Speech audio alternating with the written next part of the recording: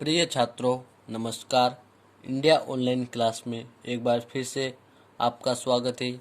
आज हम कक्षा 10वीं के गणित का प्रश्न वाली 5.3 का प्रश्न क्रमांक तीसरे का छठा सवाल हल करेंगे, जिसमें हमें a बराबर 2, d बराबर 8 और SN बराबर 90 दिया है।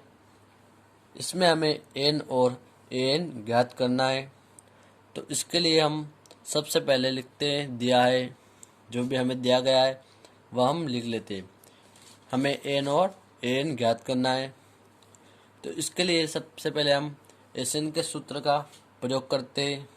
तो हमारा एस एन का सूत्र होता है बराबर एस एन बराबर एन बटा 2 bracket 2a plus N minus 1, फिर गुणे में होता है हमारा डी। तो इसमें हम मान रख देते हैं। यहाँ पर एन अभी हमें दिया नहीं गया है, तो इसको हम जो करते हुए लिखेंगे एस एन बराबर एन बटा 2, फिर 2 गुणित ए हमें 2 दिया गया है, फिर एन माइनस 1 और डी हमें यहाँ पर 8 दिया गया है। फिर हम लिखते हैं यहाँ पर एस एन बराबर एन बटा यहाँ पर जो हम एस एन का मान रखते हैं, एस एन हमें 90 दिया गया है। यहाँ पर हम एस एन का मान रख देते हैं 90 बराबर एन बटा 2। फिर हम 2 में 2 का गुणा करते हैं तो हमें प्राप्त होता है 4 प्लस, यहाँ पर हम प्लस लगाना भूल गए, यहाँ पर 4 प्लस एन माइनस 1, यहाँ पर है हमारा एन माइनस 1। तो हम इसमें पूरे में जो है 8 का गुणा करेंगे। तो सबसे पहले हम एन में 8 का गुणा करते हैं, फिर 1 में हम 8 का गुणा करेंगे। तो एन में हम 8 का गुणा करेंगे तो हमें प्राप्त होगा 8n, फिर माइनस 8 में 1 का 8 में करते हैं तो हमें प्राप्त होगा यहाँ पर 8।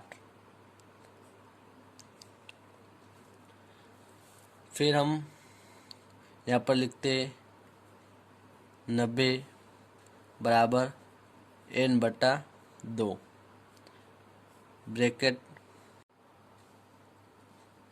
यहाँ पर हम 8n माइनस 8 को ब्रैकेट से बाहर लिख लेते हैं। तो हम लिखेंगे यहाँ पर 4 प्लस 8n माइनस 8, इस प्रकार से हम लिखेंगे इसको। फिर 2 जो है हमारा n के बटे में है, तो यह बराबर से इधर आएगा तो 90 के गुणे में हो जाएगा। तो हम 2 का गुणा 90 में करेंगे तो हमें प्राप्त होगा यहाँ पर 180 और यहाँ पर n हमारा बच जाएगा। फिर यहाँ पर 4 जो है हमारा प्लस का है और 8 हमारा माइनस का है। तो प्लस माइनस हमारा हो जाता है माइनस। तो 8 में से 4 हमारा जाएगा तो बचा 4, लेकिन माइनस का 4 बचा, क्योंकि बड़ी संख्या जो है माइनस की है। और फिर यहाँ पर हम लिखेंगे प्लस 8n। अब हम n का गुणा जो है पूरे ब्रैकेट वाली संख्या में करेंगे। तो 180 बराबर हम n का गुणा -4 में करेंगे तो यहाँ पर हमें प्राप्त होगा -4n प्लस हम 8 में n का गुणा करेंगे 8n में, तो हमें यहाँ पर प्राप्त होगा 8n स्क्वायर प्राप्त हो जाता है। और इसके बाद हम -4n प्लस 8n वर्ग को जो है बराबर से इधर ले आते हैं, या 180 को हम बराबर से इधर भेज देते हैं। दोनों एक ही बात है, हम 180 को बराबर से इधर भेज देते हैं। -4n प्लस 8n वर्ग। 180 हमारा प्लस का है, बराबर से इधर आएगा, तो यहाँ पर हमारा माइनस का हो जाएगा ये 180। अब हम इसके बाद इसको सही क्रम से लिख लेते हैं।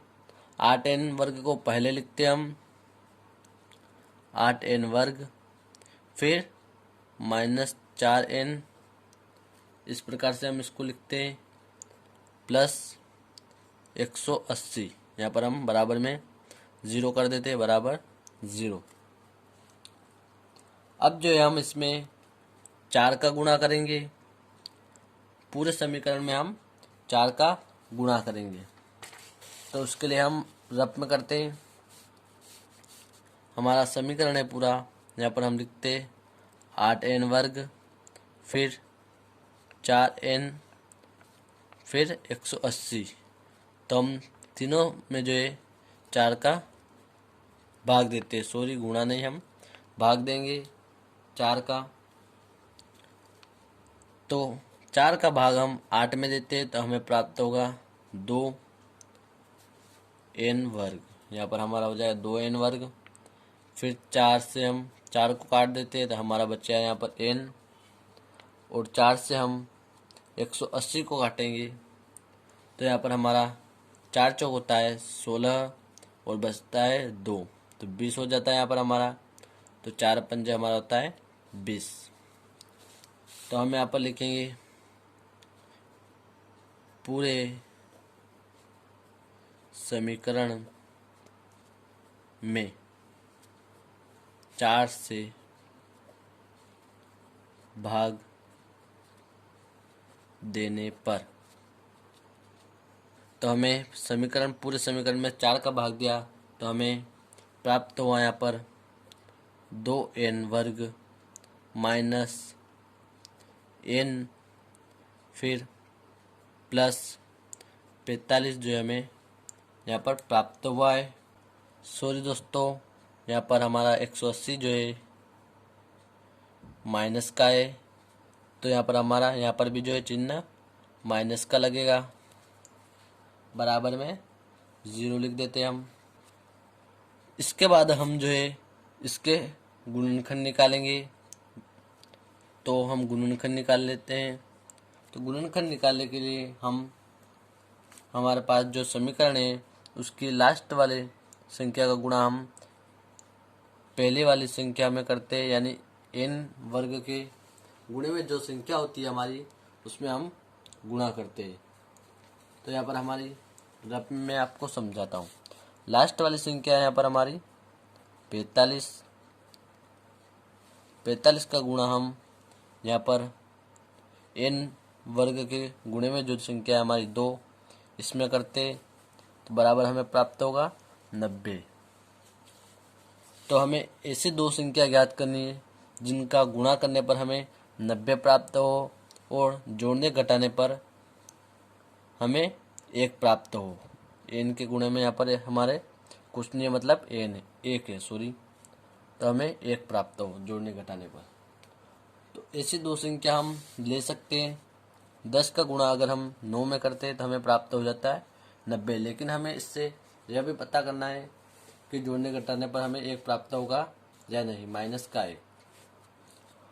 तो उसके लिए हम 10 को जो है माइनस का रखेंगे और 9 को प्लस का रखेंगे। तो यहाँ पर बड़ी संख्या माइनस की है, ये माइनस प्लस का चिन्ह हमारा माइनस हो जाता है, तो बचता है 1, लेकिन बड़ी संख्या माइनस की है इसलिए माइनस का 1 बचेगा। तो हम इसको -10 प्लस 9 ले सकते हैं, ऐसी दो संख्या। तो हम लिखेंगे यहाँ पर 2n वर्ग माइनस 10n प्लस 9n, फिर माइनस 45 बराबर 0। अब यहाँ पर जो है हम कॉमन निकाल लेते हैं। इन दोनों में से जो है हम कॉमन निकालेंगे और फिर इन दोनों में से हम कॉमन निकालेंगे।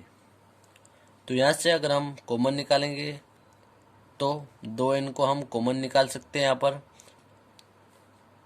फिर कोष्टक, यहाँ पर हमारा 2n हमने यहाँ से बाहर निकाल लिया, तो बचेगा हमारा यहाँ पर n, और यहाँ से हम निकालेंगे तो 2 पंजा होता है हमारा 10, एक n जो था हमारा बाहर आ गया यहाँ से।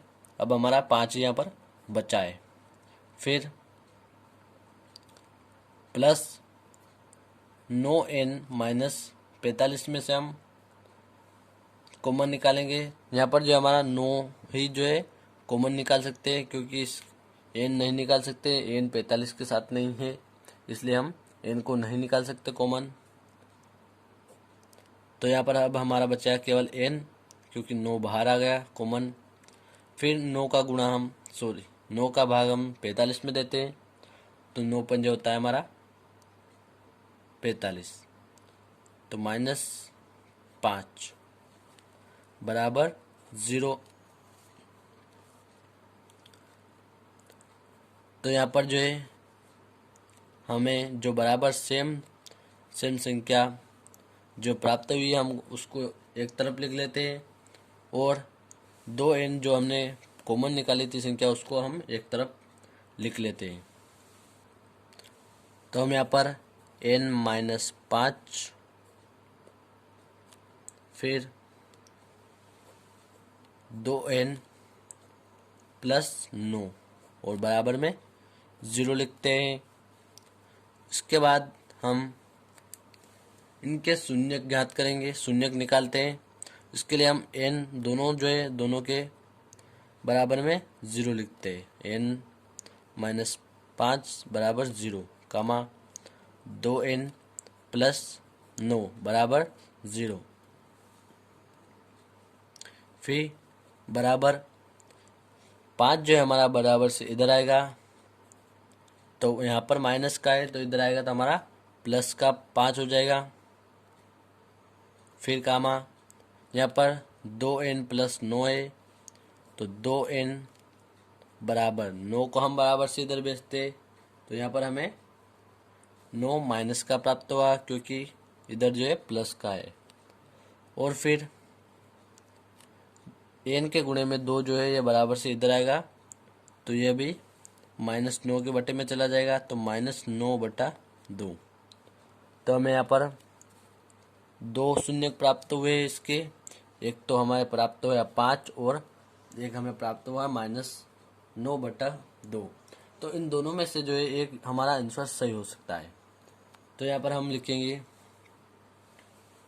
n बराबर -9/2 जो है, जो कि असंभव है।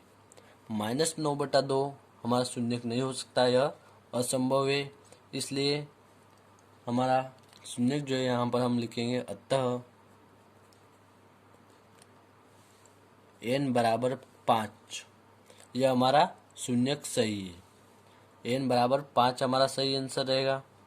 तो n हमें यहाँ पर प्राप्त हुआ है 5। तो अब हम an ज्ञात करेंगे, उसके लिए हम an के सूत्र का प्रयोग करते हैं।